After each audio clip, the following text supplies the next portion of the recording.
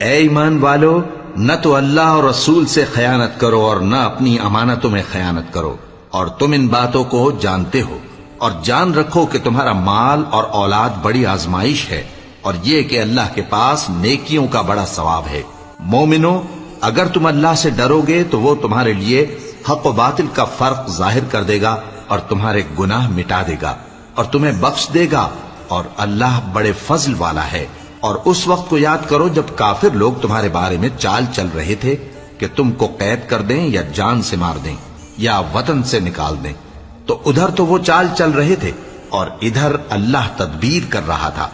اور اللہ بہترین تدبیر کرنے والا ہے۔